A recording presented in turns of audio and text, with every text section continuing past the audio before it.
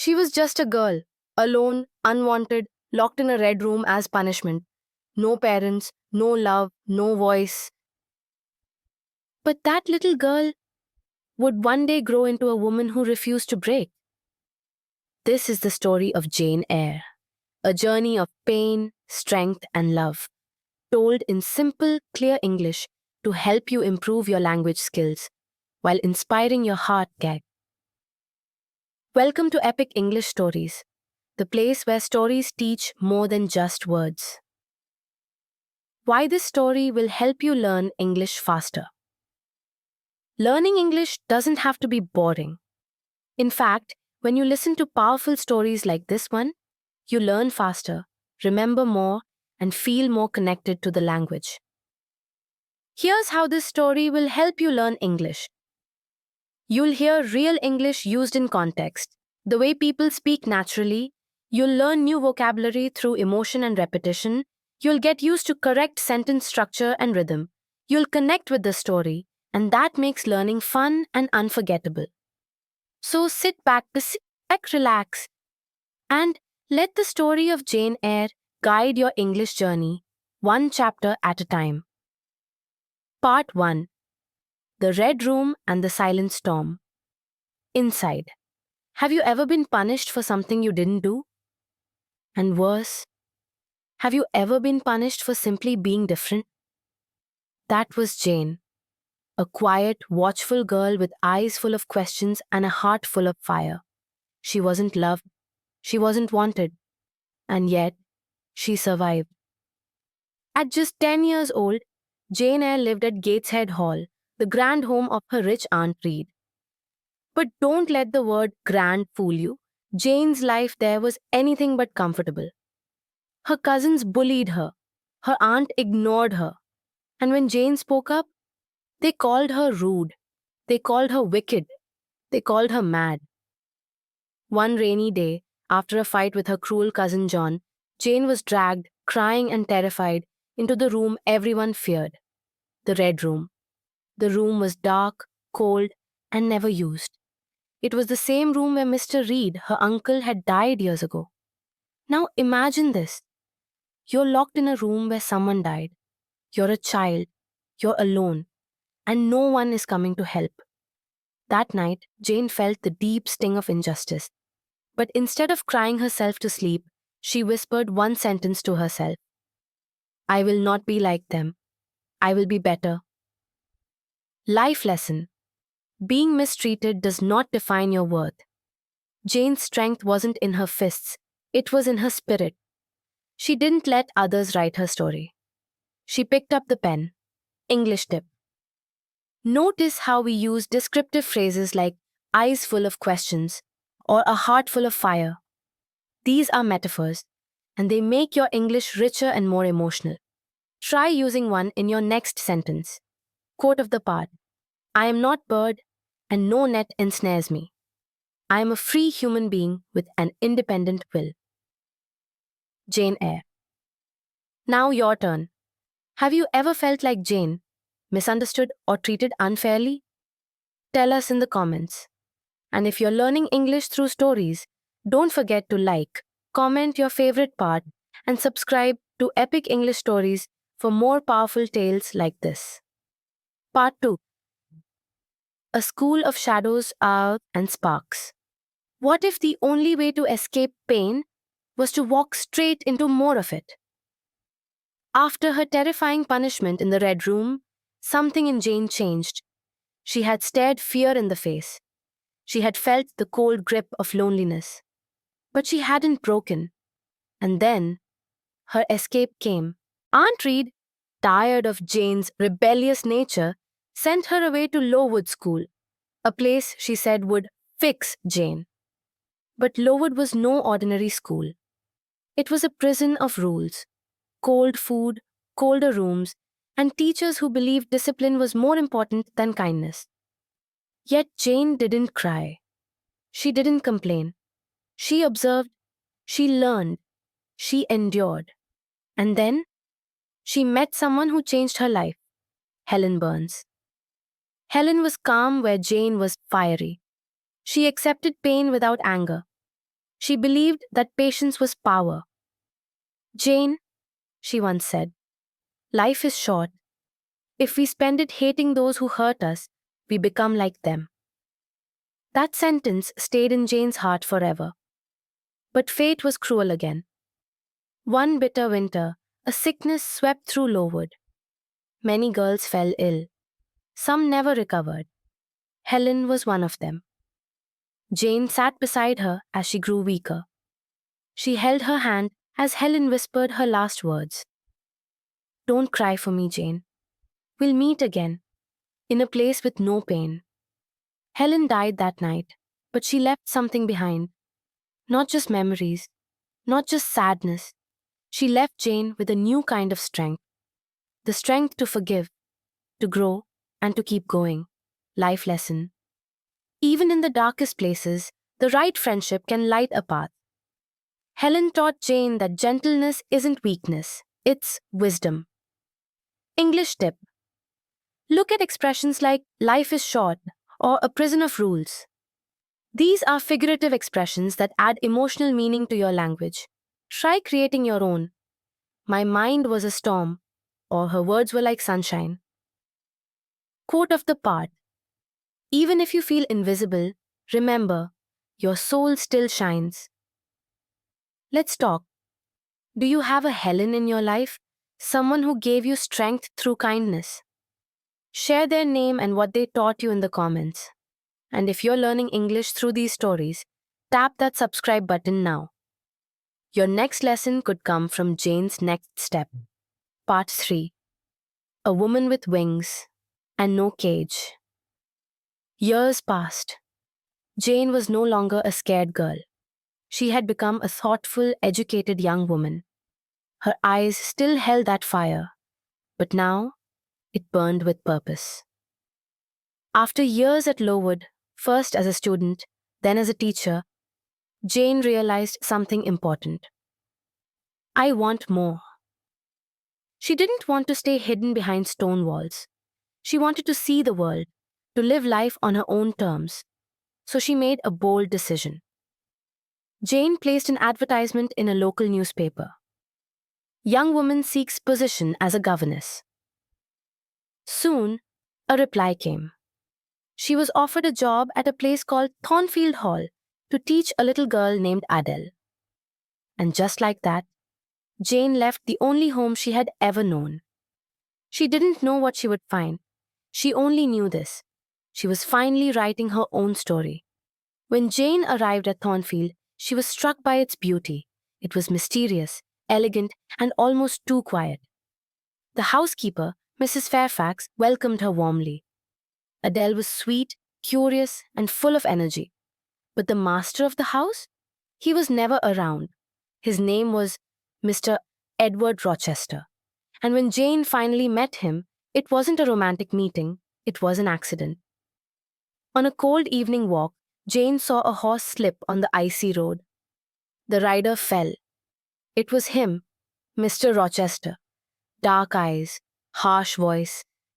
But something about him felt familiar. He looked at Jane and said, You must be the new governess. You have the look of one who's seen fire and survived it. From that moment on, things changed. Mr. Rochester began talking to Jane. Not like a servant, not like a girl, but like an equal. They argued, they laughed, they challenged each other. And for the first time in her life, Jane felt seen. But Thornfield had its secrets. Sometimes at night, Jane heard strange laughter echoing through the halls. Doors creaked, shadows moved. There were whispers of a locked room upstairs. But no one explained. Not yet. Life lesson. Courage doesn't always roar. Sometimes it simply means taking a step into the unknown, trusting your heart to lead the way. English tip. We used contrast in this part. She was no longer a scared girl, she had become a thoughtful woman. This technique shows growth, a powerful way to make your storytelling meaningful in English. Try it. He was once afraid of speaking. Now, he teaches others. Quote of the part: I am no bird, and no net ensnares me. I am a free human being with an independent will. Jane Eyre. Let's hear from you. Have you ever stepped into the unknown, like Jane did, just to follow your dream? Tell your story in the comments. And if this journey is helping you learn English, like, comment, and subscribe to Epic English Stories. The next part will take us deeper into the heart of Thornfield and the secret it hides. Part 4. Secrets in the Attic, Storms in the Heart. Jane was growing used to Thornfield. The long stone hallways, the quiet corners filled with books. The way Mr. Rochester would walk in, dark and thoughtful, and turn the air electric with just a question. He began to ask her things no one had ever cared about. What do you think, Jane? What do you feel? And slowly, something dangerous began to happen. Jane started to feel something too. But how could she? She was a governess. He was her employer. And yet, love doesn't follow rules. But Thornfield was not peaceful for long. One night, Jane woke to a smell. Smoke.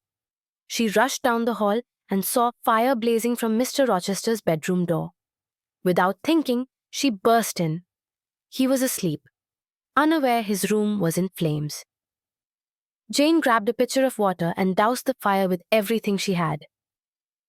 Mr. Rochester woke, coughing, eyes wide. She had saved his life. He looked at her, not just with gratitude, but with something more. Something softer. But when Jane asked how the fire had started, he brushed it off. A candle must have fallen over. Nothing to worry about. But Jane had heard something else that night. Laughter.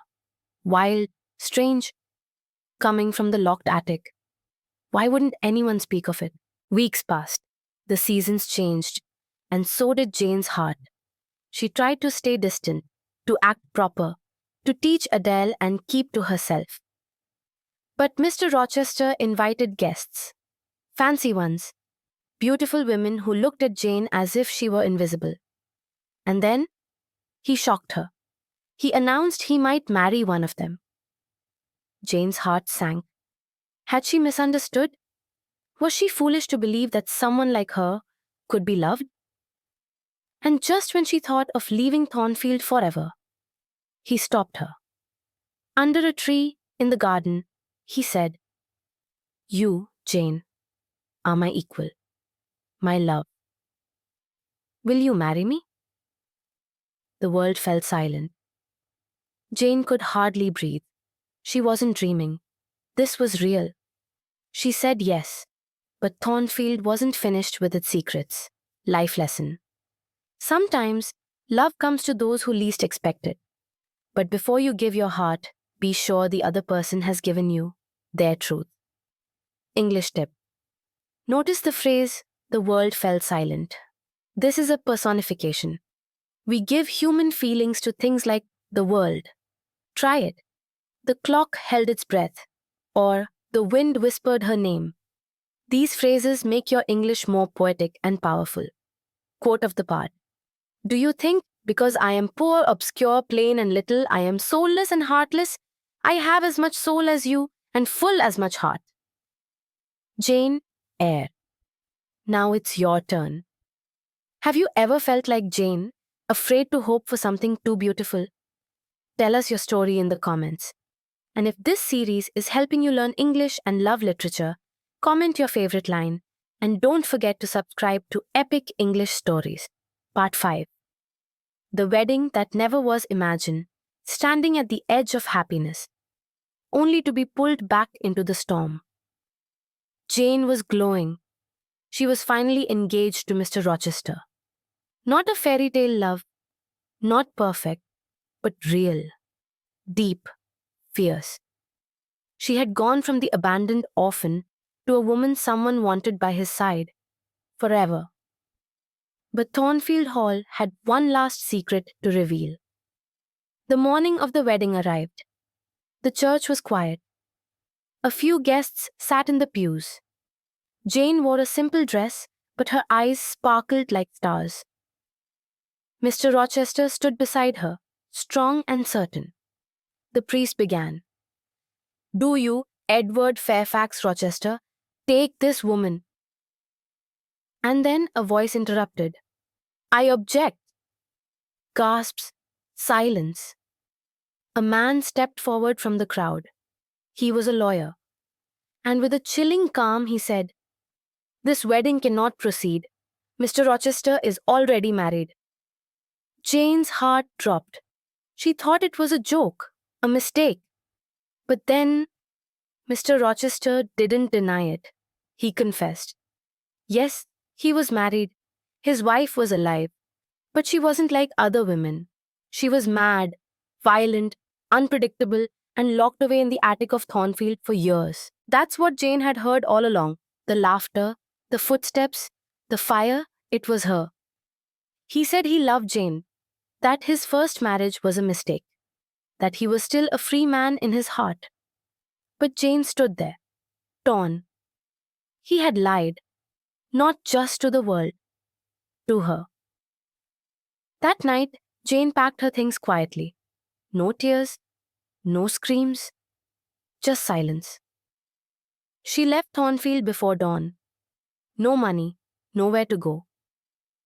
But she walked away because her soul would never be for sale, even for love. I must respect myself, even if it breaks me. Life lesson. Sometimes the hardest choice is the right one. Walking away takes more strength than staying where you're loved but not honored. English tip. Jane's strength is shown through short, powerful sentences like, "Just silence." Use this trick to add drama in English storytelling. Try. She knew the truth. She left. Less words, more impact. Quote of the part. I care for myself. The more solitary, the more friendless, the more unsustained I am, the more I will respect myself. Jane Eyre. Let's hear from you. Would you have stayed with Mr. Rochester? Or would you have walked away like Jane? Write your answer in the comments. And if you admire Jane's strength and want to grow your English through powerful stories like this, hit subscribe to Epic English Stories. Part 6. Hunger, Hope, and a New Name. The road stretched wide before her, but Jane had nowhere to go. No friends, no family, no job. She walked for miles. Her shoes wore thin, her stomach empty, her spirit tested. She knocked on doors, asking for food or work. People slammed them shut. Rain soaked her dress. The wind bit at her skin. But she kept going. I would rather sleep in the open than beg in chains. At last, one night, on the edge of collapse, she fainted by a stranger's doorstep. That stranger was St. John Rivers, a young clergyman, kind but serious. He brought Jane into his home. His sisters, Diana and Mary, gave her food, warmth, and care. When she was well enough, they asked, "Who are you?" Jane didn't say her real name. Too much pain still lived behind it. She called herself Jane Elliot. A new name. A new chance. Jane began to work again, this time as a small village school teacher. The children were poor. The room was cold. But Jane found peace. For the first time in months, she slept without crying. She ate without guilt. She breathed. St. John respected Jane's calm strength. He admired her intelligence and discipline. One day, he said something unexpected. "You are fit to be more than a teacher. Come with me. To India. As my wife. As a missionary's partner." Jane was stunned. St. John didn't love her, not like Rochester had. He wanted a helper, not a soulmate. Could she trade fire for duty? Could she bury her heart just to belong? She said no. I am not meant to serve without soul. Then, just as she thought her story was finished, something powerful happened. One evening, as the wind rushed through the moors, Jane heard a voice. Not a sound, but a feeling. Faint, distant, calling her name. Jane, Jane? It was Rochester. She stood up. She didn't know how. She didn't know why. But she had to go back. Life lesson. When you've healed, you don't return out of weakness. You return with clarity, to face the truth, not to run from it. English tip. Jane uses poetic structure when she says, I am not meant to serve without soul. This is called parallelism, balancing rhythm and meaning. Try. I will not walk without hope. I will not speak without truth. I will not live without love. It makes your English more powerful and persuasive. Quote of the part. I am not an automaton. I am a free human being with an independent will. Your turn. Have you ever chosen peace over comfort? Have you walked away from something that didn't honor your spirit? Tell us below. And if Jane's courage inspires your English journey, hit like, comment, and subscribe to Epic English Stories, Part 7. Ashes of Thornfield, Embers of Love. Jane traveled back with her heart pounding. Would Mr. Rochester even want to see her? Would he still be there? But when she arrived at Thornfield, she froze. The house was gone. Not gone completely, but burned. A blackened ruin. Windows shattered, walls scorched. She stood in the ashes of her past, trembling. What had happened? A man from the village told her. The madwoman in the attic set fire to the house. She died in the flames. Mr. Rochester. He tried to save her. Jane's heart squeezed. Is he alive? She asked. The man nodded slowly. Yes, but not as he was. He lost his eyesight, one of his hands. He lives now at Ferndean, far away, alone. Jane went to Ferndean, the quiet forest wrapped around a small house where Mr. Rochester now lived. He did not know she was coming.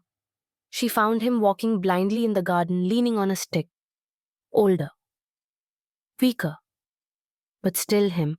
She approached slowly, her voice steady. Edward, I've come back. He stopped. Jane, he whispered, are you real? Or is this a dream?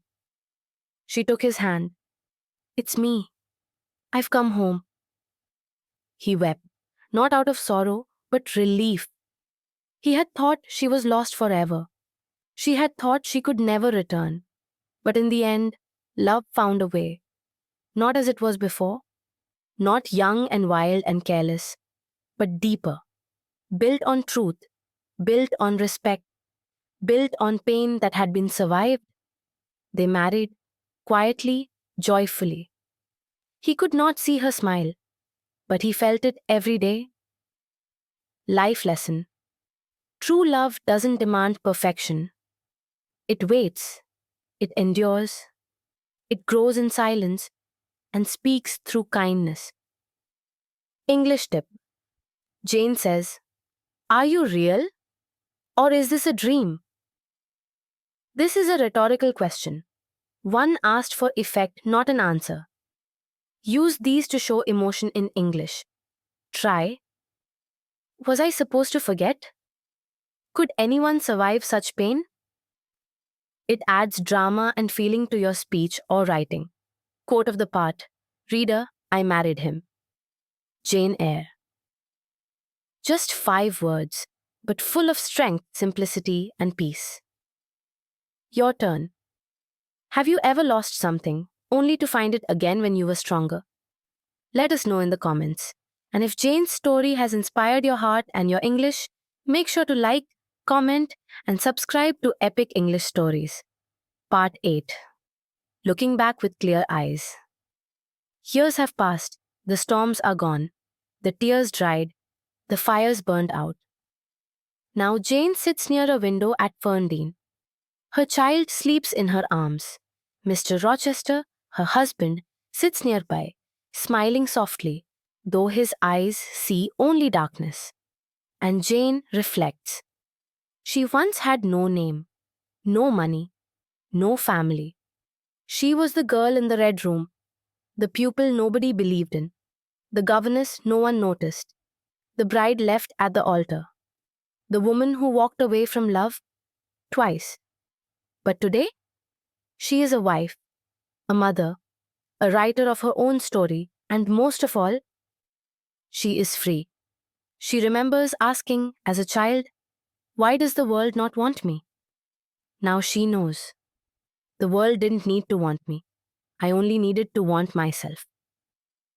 Jane still teaches, but now she teaches her son. She teaches him kindness. She teaches him to think, to question, to feel.